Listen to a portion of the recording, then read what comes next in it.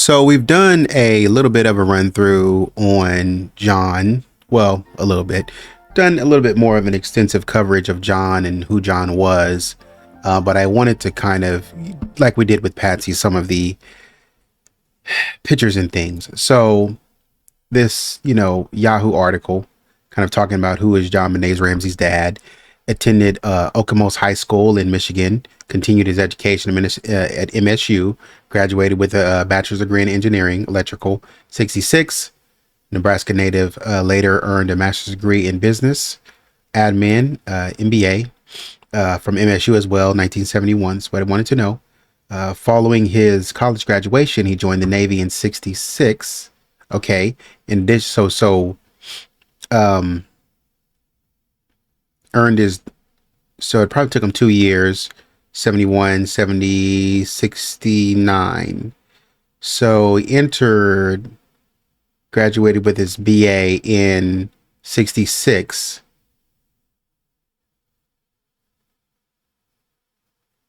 Okay, I'll just hold on to that.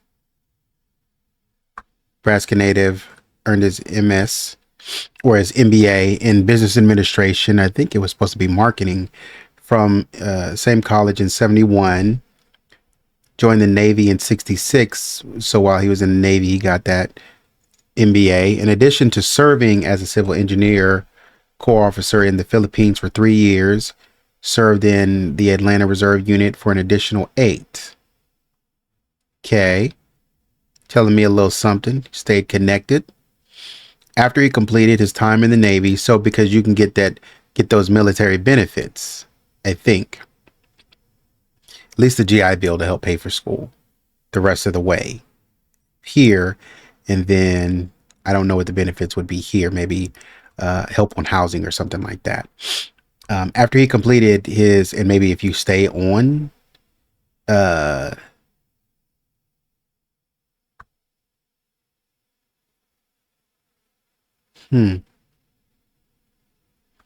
okay.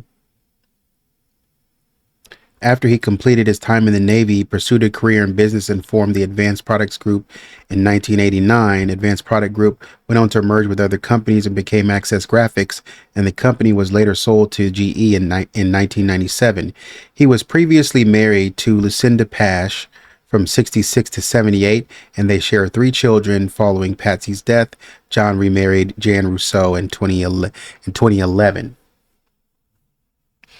Okay.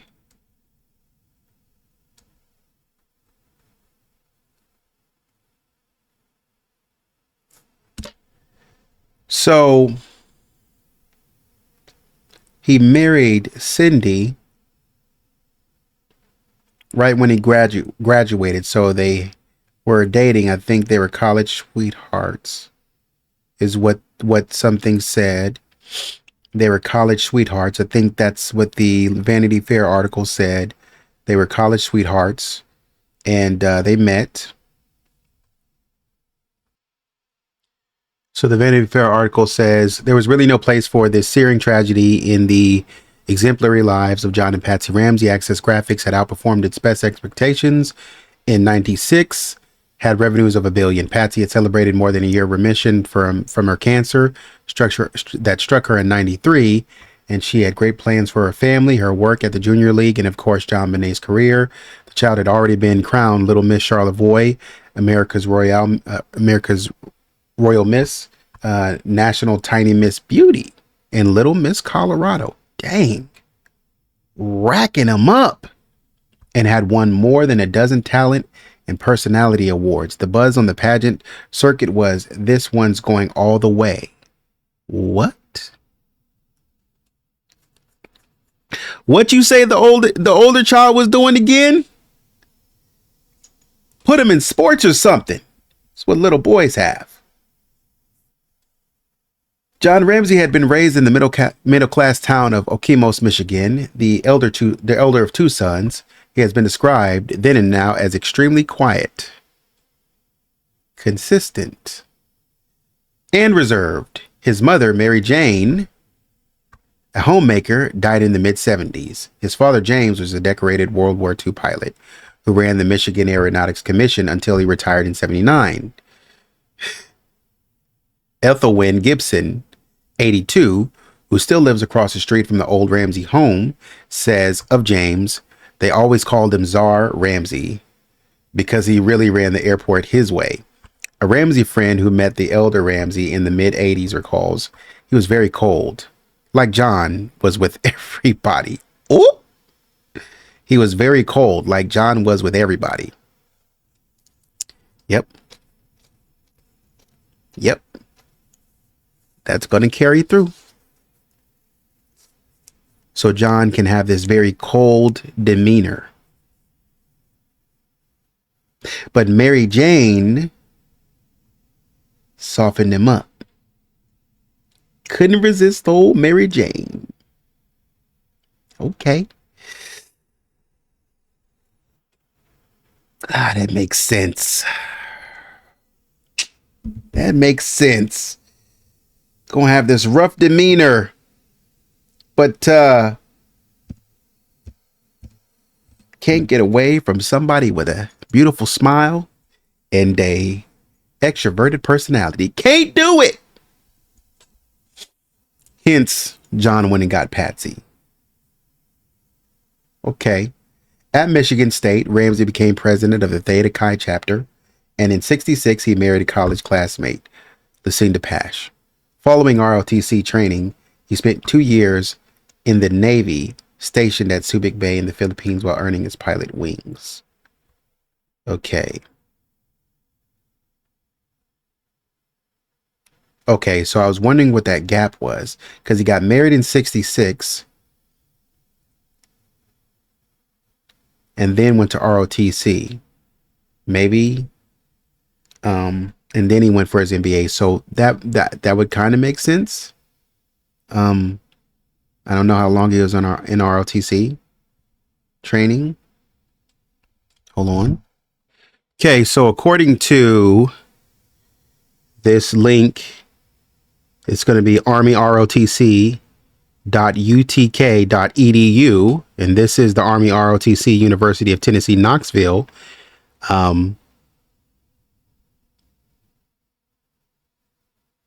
It's a 4-year program. It's a program offered at hundreds of colleges and universities nationwide, training college students to be officers in the active Army, Army Reserve, National Guards. 4-year program divided into 2 parts, and that's a basic course and an advanced course. So if John did 4 years, he got out in '66. You take those 4 years, that should carry him close to 70, unless he just took part of it a little bit. Maybe it was shorter back then. Maybe it wasn't as pronounced as it is back then, maybe it wasn't as pronounced as it is now. And maybe, he took that for maybe a couple years. And so he and he and Cindy went through that, together. And, in that case, she stuck with him through those early days. But, that would seem to me like John was preoccupied, be honest with you. So it's telling me right now that John is a little bit preoccupied because he's going through engineering. He's the president of this chapter, and he's a little bit preoccupied with the business of being busy, the business of being this stand-up man. And he's not really pouring into familial stuff. He's pouring into things that would define you as a man. Okay. Spends a little time. I will assume that he got married in '66, but then went off to ROTC. Then spent 2 or 3 years in the Navy. I think the article said spent 2 or 3 years in the Navy, in the Philippines. And this is where Beth was born. I think Beth was born overseas. So this is John's book. Not John's book. I'm sorry. This is John and Patsy's book, Um, the death of innocence. Blah, blah, blah. So, as Beth's father, I have a special place in my heart for her. We know. She was our oldest daughter and my first child, born in Philippines while I was serving as an officer in the Navy. Beth had a birth certificate from Olongapo City, probably the roughest liberty port in the world. I often wondered if she'd want to keep her birthplace a secret when she grew up. After all, who would brag about being in Olongapo City? Um, we moved back to the U.S. when she was about a year old, and her life started as an American citizen. When the older children came along, Beth became the spokesman for Melinda and John Andrew. She was a talker, planner, and really cared about her dad, as JonBenét did, as you tell me. When she was in grade school, Beth frequently invited me to have lunch with her at school. Her class ate lunch at 12:02, and it was always a big effort for me to leave work, rush to school, and get there exactly at the appointed time. One day I walked into the cafeteria a few minutes late. Beth was standing there, holding her tray, tears rolling down her face because she thought her dad had forgotten her. Once she saw me, everything was fine, but I realized then how much you can disappoint kids in little ways.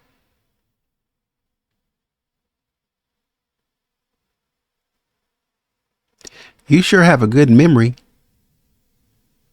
You remembered all the way down. How long ago was this?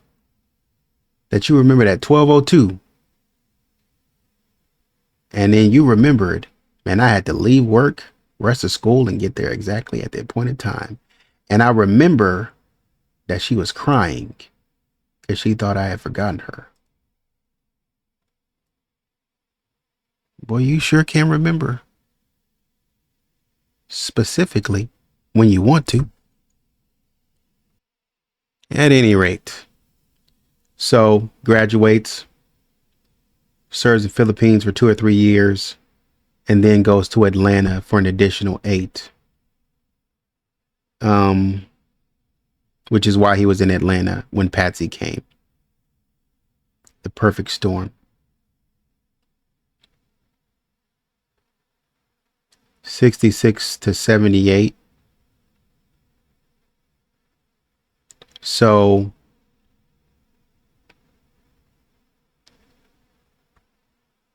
in 71, he got his,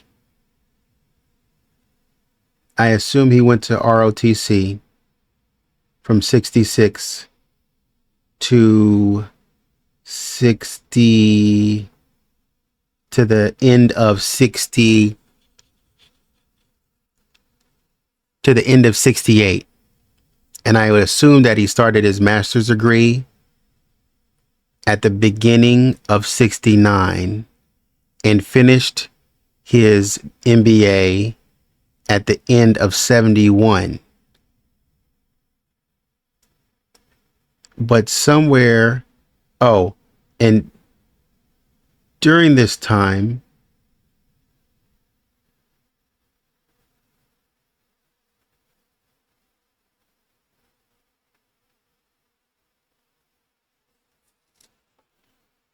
he graduated in 66. He joined the Navy in 66. So I don't know when he... So was the ROTC the Navy training? At the same time, was that also the Navy? I guess that's what I'm struggling with. Maybe that was also the Navy, because from there he went to from there he went to from there I think he went to Atlanta. I guess he went to Atlanta and spent 8 years in Atlanta after 71. He leaves, I'll just say that he leaves for Atlanta in 71 and spends 8 years there. Really loved the military. The military was really in him. Because by this point, brother, you spent since 66, you were in the Navy. And that's probably where they sent the training off to you. So you agreed to go to the Navy and they said, okay, you need training. You need basic training. Okay. and then you get out of basic training in the Philippines, and then you took your family over there for basic training, and then uh yeah, that's what basic training is. Okay. Anyways, and then from there,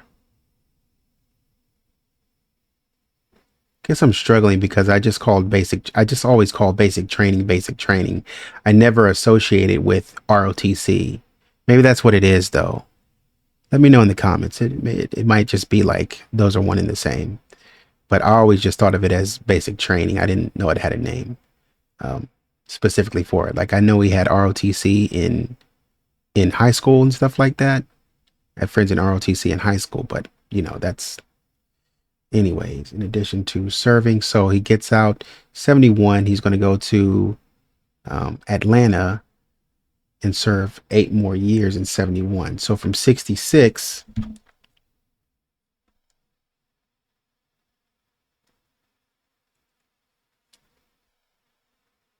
He's got 4 years, or 71 minus 66. He's got 5 years in. He's going to add another 8. Spent 13 years like in that sort of military phase. Obviously, living as a civilian, doing whatever you want to do the last 8 years, but you still have those ties. Okay. But in that tie though, 71 plus 8, it'd be 79.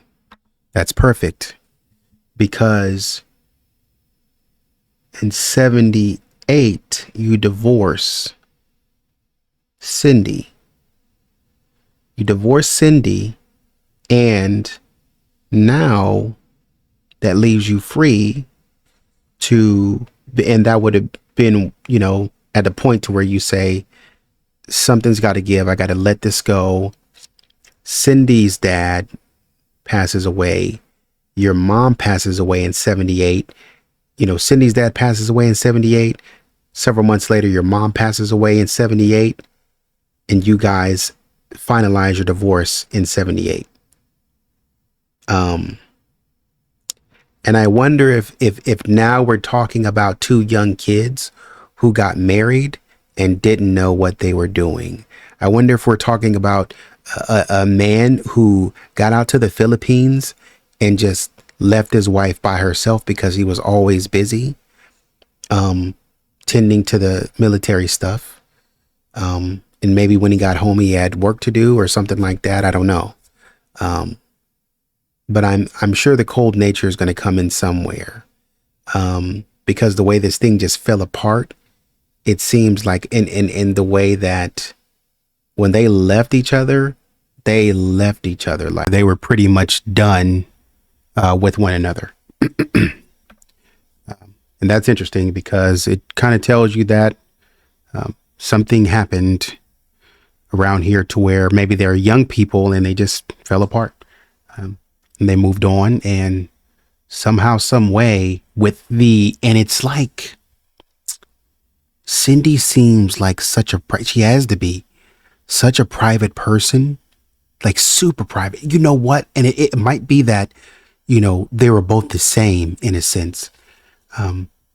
Because Patsy was just like the opposite of John. Patsy was like all over the place. She's out there. She wants to be seen. She's extravagant. But Cindy, I don't know. Maybe she is. Not to say that she's not fun, but extravagant like Patsy. No, I don't think so. And I've never seen Cindy, so I don't know the woman. But anyways, let's jump into some of the pictures, because John is raised up under that military background, so that nature is going to kick in somewhere. Let's take a look at some pictures with John. Okay, so we got John in freshman year, science and math. Kind of get a overview of what we got here. Just some people working. You know how it is. And he's a freshman here, so this is Okemos High School in Michigan. And here, out of that same picture, we zoom in a little bit and we can see good old John Ramsey here. Mr. Ritchie, John Ramsey, and Diane Dietz study areas. So obviously looks like they're studying a little math, obviously precursors for the engineering that he was going to do. And then as a freshman, young man, probably about 14, 13, 14, something like that, freshman, John Ramsey, coming through. Okay. So he kind of keeps this. And you know, it's funny too, because, you know, as you're going to see, John keeps this straight face, man. Like, you know, and you can even see it now. If you look back to some of his pictures, you can kind of see it now. This very robotic like, it's like robotic like face. It's like, John is like a guy who, you know, is when he's working on something, he doesn't want to be bothered. And other than his family, if you come in, he's like, hey, John, you know, want to go out to lunch or whatever, he's probably, and you come in and make a funny or a joke. It's like you're a really good friend. I'm not saying that the man is just cold, but unless you're a really good friend, and he's probably gonna look up at you and be like, that's great. It's good to hear. All right. And you'd be like, dang. Just came in to talk to the man, you know, because it's like he would be the CEO that like you're working your courage up to go talk to. And then you get in there and say, hey, Mr. Ramsey, man. So Jeff was telling me to put these reports on your desk. And one of the things that he wanted me to show you, I'm not going to take up too much of your time, but one of the things. And so John would be that CEO who kind of sits up and says, and you're like, yeah, so these numbers are kind of, and he gets really serious all of a sudden. And to John, it's no big deal. But to you, you're like, yo, kind of putting a little pressure on me a little bit. And like I said, man, he doesn't seem like he's just an unpleasant guy to be around. I don't think so.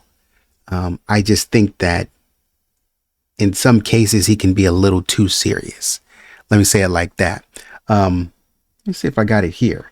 Yeah. So one of the ways that they described him was friendly. Graduated in 62. And one of the ways that they describe him was friendly. Now, you know, when we looked at Patsy had a list, you know, she's ambitious, she's smart, she's beautiful, she's this, she's that. Like Patsy had a list. And that's what was going on Front Street anytime John and Patsy came out together. The superstar. You thought JonBenét was doing something. Where do you think she got it from? She got it from the ultimate performer herself, Patsy Ramsey. But John, man, like, John is like, I do a little bit, but I stay in the background. John is a background guy, period. Now, John will flex on you. I'm going to flex just a little bit, you know, with the Porsche. And we know that because with the Porsche, you know, I got a little Porsche, you know what I'm saying? I do a little something. I got to do a little something. You know what I mean? I can't be out here looking like a bum. I got to do something. So it's going to be a flex with the Porsche. However, you know, John is not really a guy who likes to be seen like that. Now he's gotten a little bit more comfortable with the media. But just in terms of who John is on the daily, he's probably a back office guy. I like to stay in my office and, you know, I'm just going to sit here and do my work and mind my business. That's about it. So anyways, let's move on to 59. Okay, this is I think the first of 4 pictures that I have for John. High school, 1959, going into sophomore year. I think we got a little cross country. We have golf, grapplers. Cross country people. I think on track. The track. And then we have cross country. It's still track. Some wrestling and some golfing. So if we want to go to the bottom of that page Defeat of Hazlitt, climax of the season. You can kind of see John Ramsey listed in the back row here. Although the cross country team did not have a winning season this year, Coach Becker was well pleased with the performance of many of his boys. And so this is John sitting back here, and he was on the cross country team. It's interesting. They were the Chiefs, and I think Patsy's school was the Reds, and so Native American based on both ends, I would think. So, kind of looking here, getting into the yearbook side, you see John there a little bit. And if we want to zoom in, this is a sophomore picture. John Ramsey, still again. The boy don't smile. Look. Smiling. I don't even know what that, I don't know if that's a smile or not. Smiling. It's not a smile, but it's like, it's something, it's surprise. But you can kind of see the formulations of John as he looks now. Curvature of the head, the hairline, where the top lip goes. Ears are a little bit bigger. You know what I mean? Like his ears stick out a little bit more than I remember thinking about. It looks like he's actually trying to smile though. And it looks like John might be quiet sitting amongst people in this phase of his life. He might be quiet sitting amongst people in this phase of his life, but you can make him laugh but it's like like my nephew, man. Like he didn't try to laugh. You know what I mean? Like you got to really make him, like he'll smirk and like he just talks like a robot all the time. He'd be like, "Hey, D, what you up to?" "Nothing. How you feeling?" "Good. Just playing the game." "You like the game?" "Yeah, it's cool." "So, how's school?" "Everything's good." That's it. That's all you're gonna get out. That's all you're gonna get out of it. You tell him happy birthday. "Thanks." That's kind of how I feel John is right now. So, okay. We can move on to, what is this, 59? We can move on to 60. Not too much in 1960, man. So this is junior year. First, you can find John somewhere around here. Can zoom in a little bit more. Now John has a little bit more confidence. He's smiling. My God, took a couple years to get a smile out of you. You know what I mean? Kind of reminds me of Peyton Manning right there. I'm not gonna lie to you. If you don't know who Peyton Manning is, he was a quarterback for the Indianapolis Colts and the Denver Broncos. Won a couple of Super Bowls. Pretty cool guy. But Peyton Manning, this looks like Peyton Manning. So John is now you got a smile out of him. But I think at this point, John is like more involved in things, like behind the scenes. Like you probably won't get a picture of John doing or being involved in stuff, but he's there. He's involved in a lot of stuff. Like he's involved in a good amount of stuff, but it's like he doesn't like to be photographed. Photographs are not really that important to him.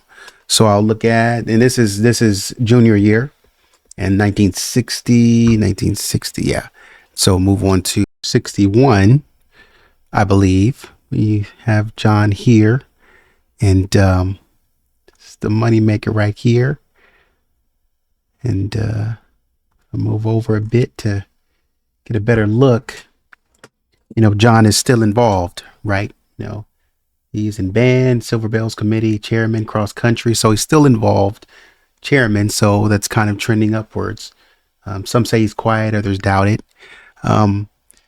And so this is a guy here who he's no longer smiling. It's back to that smirk. He's kind of like my nephew in the fact that, he thinks of himself as cool, right? Doesn't like to get out of pocket too much. Just gonna stay right here in the pocket, right? Not gonna do too much. Just gonna stay right here in the pocket. Do a little dance, out here dancing.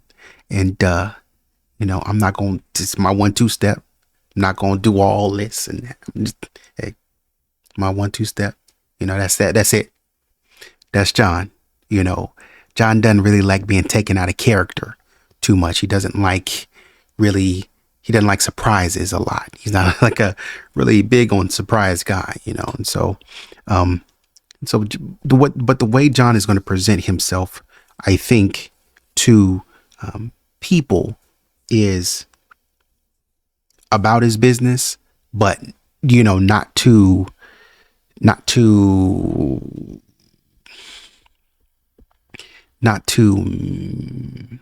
going to be mean, just firm, right? When he asks a girl out on a date, it's going to be subtle. You're not even going to know that you're being asked out on a date. It's just going to be subtle. He might walk up and say, hey, I got this dance coming up, wondering if you wanted to go. And the person's going to look back at him and be like, okay, what kind of moves do you have, mister? I got one, but that's all that I need. It works. And so this face right here is going to get people, especially the ladies. He's not a knockdown, knock you off your feet, charisma kind of guy. He's just very simple, unassuming. That's going to catch you off guard. And you're going to think, oh, he's just a smart guy.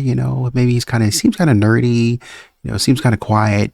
But then he's going to catch you off guard with a few good lines that are not just, oh my goodness, that was the best line I've ever heard. But it's just like, okay, Mr. Ramsey, what else you got? And before you know it, you're going to be like, oh, well, me and John are spending time. And your friend's going to be like, John, the quiet guy? Well, he's not as bad. He's not that bad when you get to know him. And so this is there's a certain level of respect that John operates with, that he's going to be operating with, a certain level of respect that John is going to be operating with, because he has to. That's what's in him. That's what's been taught to him. That's how he's been trained.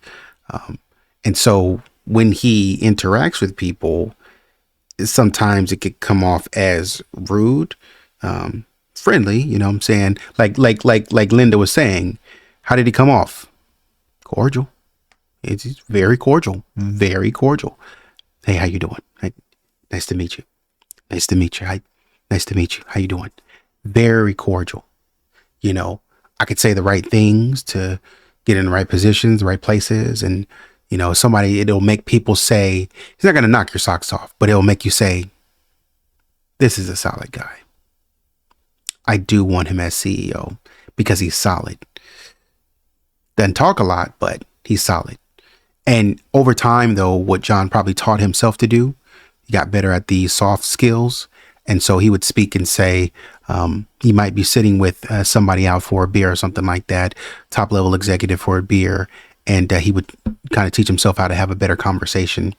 And that kind of boded well for him, because he was able to kind of get out of that shyness and start to be a little bit better with people. So that's his senior pick. And I did want to highlight, though, John's desire to be this sort of, that goes along with his personality. And what you see here, what you don't see, is the desire to be a hero. So I did want to highlight that just a little bit. So wait just a second. So here he's talking about the day of, because the letter said, don't be a hero, don't do. But as we will see in just a second, because John is always a person who can and will do. So he's got his instructions from Linda Arndt. Hey, you can do it. Get on the phone. Insist to hear JonBenét. He says, okay, I'm numb. My stomach is caved and knotted. Keep them on the line as long as you can. That's critical, because you can hear John saying that's critical, right? Keep them on the line as long as you can. That's critical. I'm going in my mind and I'm zoning out. Understandable. I'm not making fun of John going in his mind, zoning out, doing what he needs to do. I get it. He's got a daughter. I understand that. I don't expect him to do anything different. Okay, the most important phone call of my life. I'm not sure I can do it right, but I must. Okay. Every time the phone rings, I jump. Patsy is on her knees, clinging to the cross, moaning. Clinging to the cross. Was she clinging to the cross, or was she sitting in the big chair, delirious? But there's a picture being painted of a controlled environment in which I'm a good, solid Christian who is tenacious and is ambitious about doing the right thing and fighting. I go into the kitchen where a couple of police officers are drinking coffee. Someone's making sandwiches. I stand staring out the kitchen window at our backyard, the empty trees dormant in the winter wind, the scrappy patches of brown grass dead and silent, Patsy's flower garden now barren as though shrunken back into the bleakness of the earth.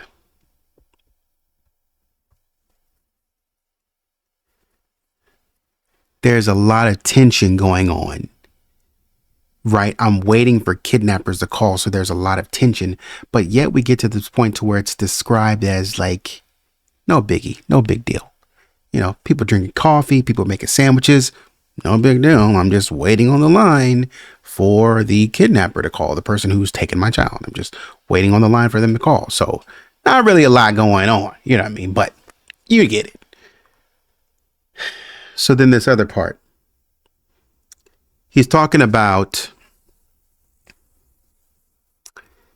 flying to Atlanta and flying and running out of gas.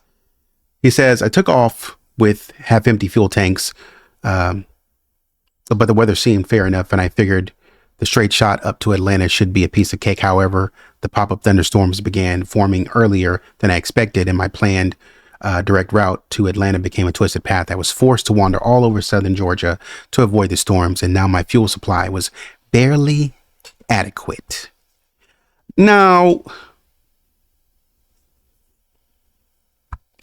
something about this phrase throws me off. Barely adequate. Would normal people say my fuel supply was low? That's what normal people would say. But he says my fuel supply was barely adequate.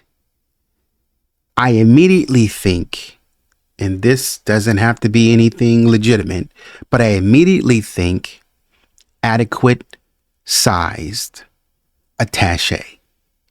I immediately think that because, and this is why we say there are some things possibly that John dictated for the letter to be, because John uses these words, these sentences, these phrases that he puts together that are just like, okay.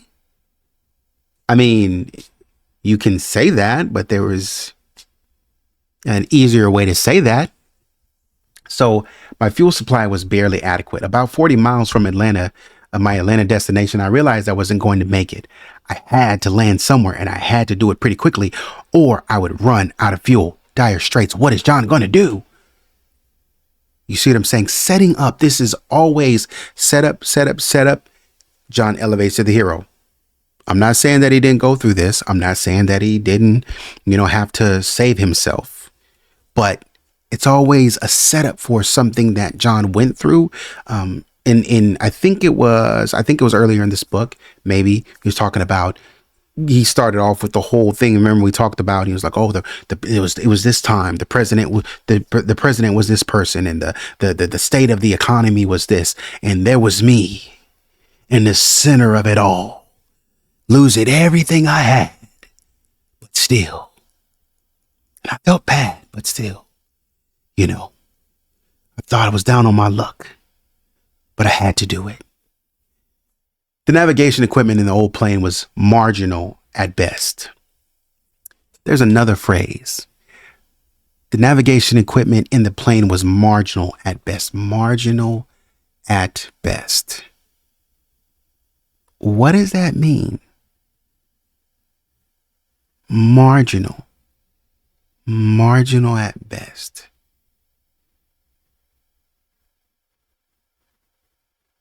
It's marginal at best. My phone is marginal at best. How would I interpret that? Marginal. Marginal at best. I am marginal. I might say getting marginally better. That means like I'm increasingly, bit by bit, getting better. But when I'm talking about the equipment in the airplane,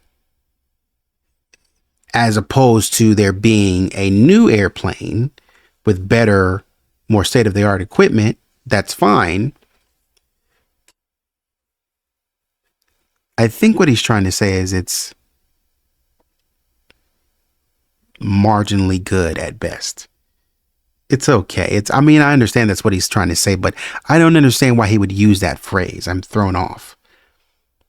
I contacted Atlanta Approach Control on the radio and asked for a radar vector to the Carrollton Airport, which was the nearest landing field. They told me they were too busy, so I was on my own. Hero John. I was on my own as I headed toward where I thought the Carrollton Airport should be. Should be?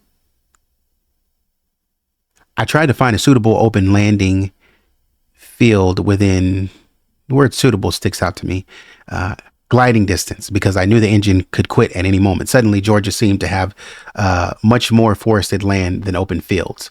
The engine quit, and now landing was a requirement, not an option. Well, no, it's not a requirement, John. It's requirement doesn't go there.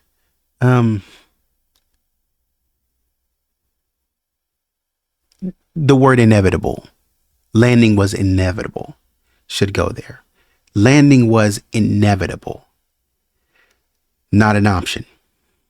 I approached a plowed field below, careful to stay in close and preserve precious altitude.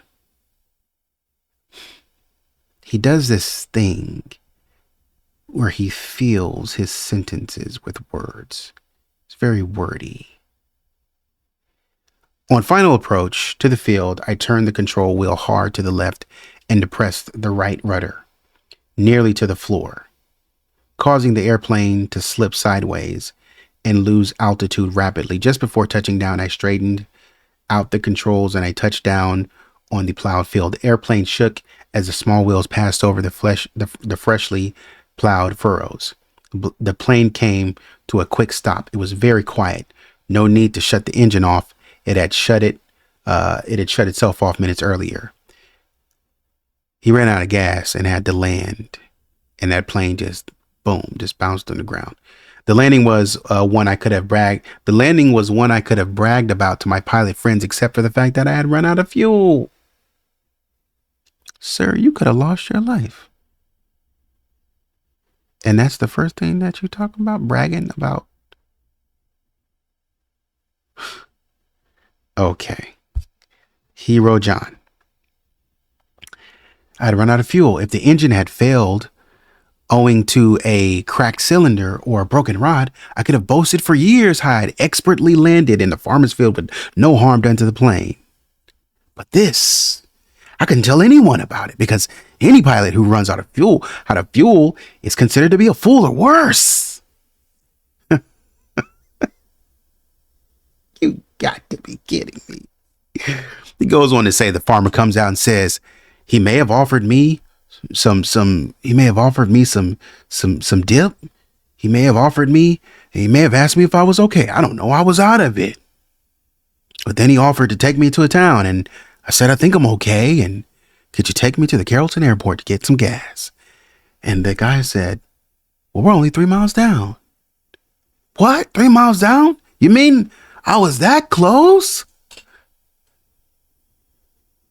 Essentially, indirectly saying how good his navigation skills were and understanding and knowing the terrain, despite being tossed and turned in the winds, the tempestuous winds of the southern Georgia Atlanta sky. It was throwing me about to and fro, and I was just all over the place. But I steered through the eye of the storm. I, John Ramsey, the number one. So, were you in the Air Force or were you in the Navy? What do you want to be? You want to be the best pilot to ever live? Is that what this is? Anyways, I'm not. So there's more. So now he's talking about, I believe, just the earlier bouts of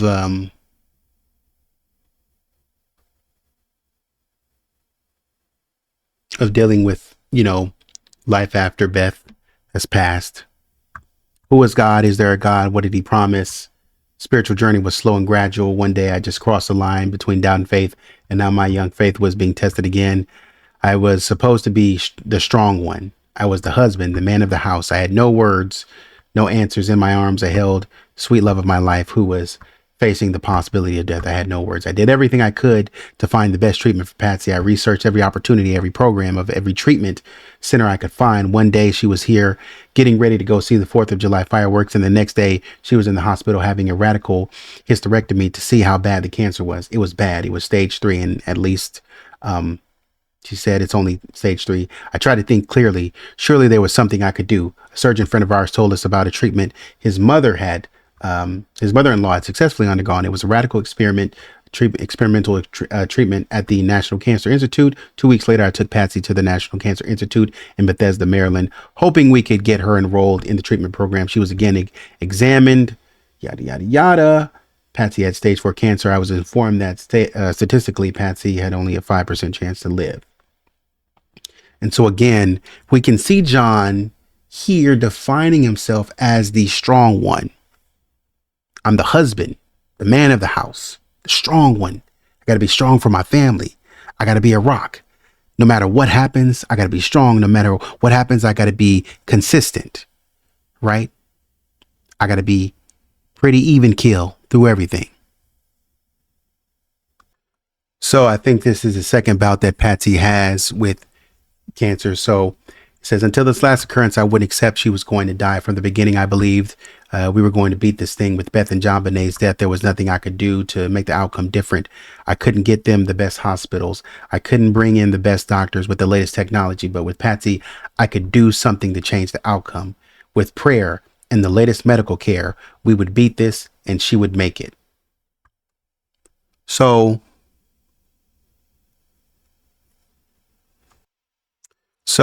this is when the grand jury was about to happen. Imagine my feelings when in 99, and this is still from the other side of suffering. Christian television program introduced Patsy and me as the most hated couple in the world. Thankfully, neither my mom nor my dad lived to see that day, but my children did. Each of my children was subpoenaed to appear and testify before a grand jury and explain the conduct of their parents, who were under suspicion of murder. I desperately wanted to protect them from this assault, but I was powerless. What assault? We are trying to get to the bottom of your youngest daughter's death. We need to ask you a few questions. If you would be willing to answer them, please. Please answer these questions. Not trying to assault anybody. We just want you to come peacefully. But I was powerless. Imagine our 12-year-old child, Burke, having to testify before a grand jury. What? What are we imagining? Help me see it. Help me see it so I can imagine Melinda, who is 5 months pregnant, having to travel to Boulder to testify before a hostile prosecutor. I was angry. Hold on, I missed this spot. I learned that John Andrew was treated very harshly by the prosecutor when he testified. I was angry about the treatment of my children, but I could do nothing to change things or help them. I knew, however, that they would represent our family well. What? Hold on. You were about to go in for a second. You went in for a second. You were like, yo, these God-forsaken people of this evil world and this evil and untoward generation and these horrible people messing with my kids. But my family did well. I knew they would. Okay. Because I trained them. John, I trained these people. Here we go again. Here we go. Not far behind. That's what I'm saying. It's going to be consistent. I was supposed to be the big, strong dad who protected his family from harm. The claws of persecution burrowed into everything I held near, dear, and valuable. The day-to-day pain of loss sometimes was almost too intense to bear. I loved each of my children as much as I loved JonBenét. I had to be strong for them, for Patsy. And no matter how shredded and painful my life had become, the pain of losing our JonBenét hurt us as much as we could be hurt. The police and media assaults were insignificant by comparison.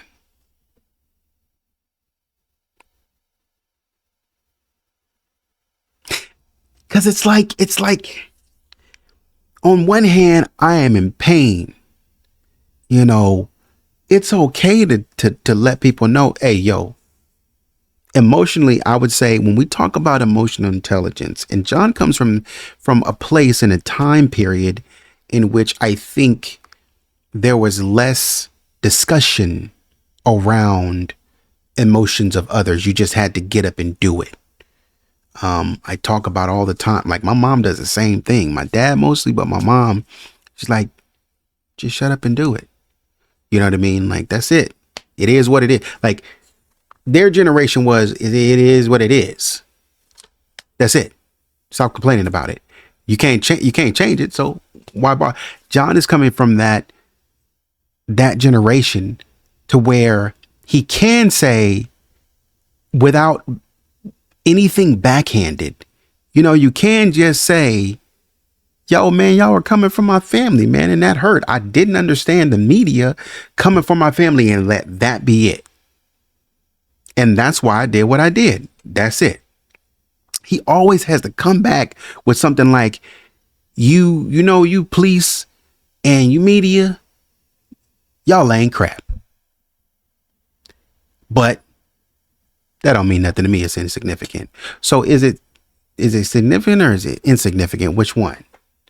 But it ain't going to affect them, because basically John's mindset is, you can't never see me sweat. I'll never let you see me sweat. Or at least he thinks. He's like, you'll never see me sweat. When he got on that interview with, I think, Ashley Flowers, and she said, hey, Burke snuck back downstairs. He was like, well, I mean, he may have misunderstood the question. That was good. That was a good catch. Good pickup. May have misunderstood the question. Next question. Cool under pressure. Oh, cool, John. Okay, let's see your other examples, and I'll just shout these out. There's a part in the book where he says, I kneel on the floor trying to absorb the meaning of the handwritten 3-page ransom note. I scream at Patsy to call 911 as she is standing by the phone. It's a call that's been recorded and played many times over on the internet and radio. She's hysterical. She then calls our friends. JonBenét is missing. Please come quick. I feel like I've been slugged in the stomach and my mind is spinning.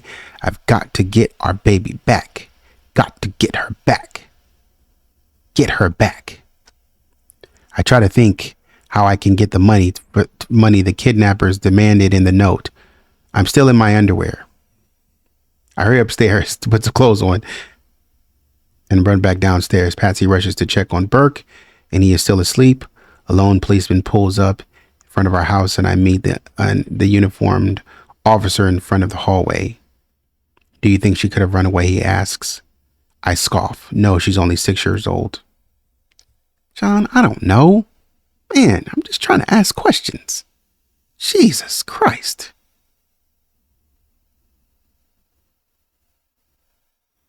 You act like the man doesn't live. The man doesn't live here. How would he know?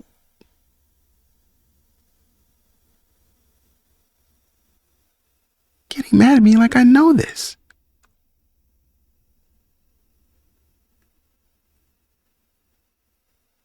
Goes on to talk about my 6-year-old daughter.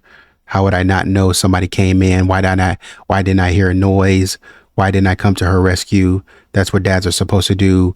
I would have given my life for an instant. Why wasn't she still alive with us right now? That's understandable. Of course.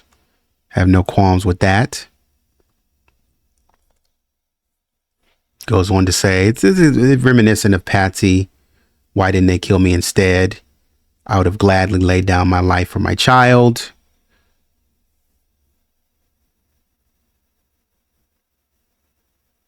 In an instant, I regretted I couldn't have done just that. And then this last thing. And this is the crux of everything. You are not to chapter 23 getting close to God. You are not truly free until you have lost everything, is the quote. He says, I was raised by a strong, determined dad who taught me by example to never give up, to find solutions to problems, to fix things that are broken, and take responsibility. Engineering school taught me how to think logically, and I learned in graduate business school to take time to get all the facts, to analyze a problem, and then to define a course of action. My philosophy in business was to never make a decision until I had to. I believe that the words I can't were meant for other people. Those people who didn't believe in themselves, the ones without self-esteem. After tragedy entered my life, self-doubt and defeating thoughts consumed me. I began thinking about all the things I had done wrong, all the wrong decisions I had made. My first marriage failed. I disrupted my family and moved to Boulder, Colorado to pursue the almighty dollar. I made some incredibly bad business decisions after JonBenét was murdered. Decisions can fall into two categories: those that are permanent and those that can be reversed. Most decisions are reversible. Few are permanent and irreversible. Sometimes making no decision is the best decision. Suffering can come from bad decisions we make, or it can be caused by choices. I learned how suffering leads to depression, making each day a dread. I respect that. I respect that. But we can kind of see, okay, this is how I make decisions. So engineering obviously is the mathematical component that you think about, obviously, because there's the logic. But then business school teaching you how to think critically in terms of business, marketing, accounting, supply chain, all that stuff. And so these are the motivations for how John is going to make decisions later on in life. And I mean, we talked about this before. We've talked about how John makes decisions and how he's going to conduct himself in certain situations. And there's going to be a hero element underlying it all because of what he saw growing up in his father and what he saw and thought a man should be. And so from there, we see a lot of control. So when we go back and we look at him mouthing words to Patsy, it may have been the case that he wrote a script and he and he said, this is a good idea, babe. We should go over this. And they went over it over and over and again and kind of probably did a scripted interview. Said no question is off limits. But they had already come up with answers to everything. So it's just like, and number one, number two, you're not talking to the cops about it. I mean, with the cops, you were just like, I don't know. Ask somebody else. I didn't do it. Stop asking me that question. But with the media, I mean, with the media, you can say whatever you want and people can think whatever they want because like you're just sitting in front of a camera. Like you don't know what people are legitimately saying in the moment. You only hope that when you put it out, you know, put out the interview that people are receptive, and you probably just focus on the people that are receptive and don't focus on the people that are not. And that's that. But there's always, as we can see, the clear motive and the clear narrative for John, at least, to control that narrative, to try to do something. So when the letter says, don't be a hero, don't get involved, stay out of it. Why would they say that? They would say that because whoever this is knows that John is going to try to be a hero. So thus we know that John dictated and then came at the end with SBTC when Jim Marino was like, hey, yeah, there's a plaque on top of his desk that says SBTC stands for Subic Bay Training Center. And he asked John, why would you put yourself in that? Why would you do that? And John was like, oh, I don't know. I don't know why these people are coming for me like that. So there's elements that we talked about, the elements where Patsy is in there, but there are also elements where John is clearly in there. Adequate attaché, adequate size attaché. So attaché is Patsy, but adequate is John. Right. So we can see why the motivation, and we're controlling and say, okay, very craftily, write it about me. And now go here and say the opposite of what I am. I'm not Southern at all. You know, so say I'm Southern. I don't take things lying down. I don't like I have a can-do attitude. I don't like quit. I don't like the word can't. I grew up hearing that from my dad. And so I understand that I don't like hearing I can't. I don't like hearing I don't know. And so this is John. This is what John is saying. And so everything that John is trying to do, he's trying to force. And so when he speaks and he talks about things like DNA, oh, there's always a way. There's where there's a will, there's a way. We just need to retest, test and retest. And like something about him saying those things is just like blind, just like blindly saying things, blind speaking. And it's, why are you talking like that? I'm talking like that because my mindset, whether I don't know anything else, but my mindset is no matter what, do what you can. And when there's nothing left, just keep talking. Keep talking until something happens. That's it. So that's my thoughts on John and his yearbook pick. Yearbook picks and what we can see. Let me know what you think in the comments. I want to hear what you can add and then some of your thoughts, some things that you picked up on over the years and over the time that you've been kind of assessing and analyzing this case. And love to hear your feedback. Thanks for your support once again. And like, share, subscribe. And until the next video, take it easy.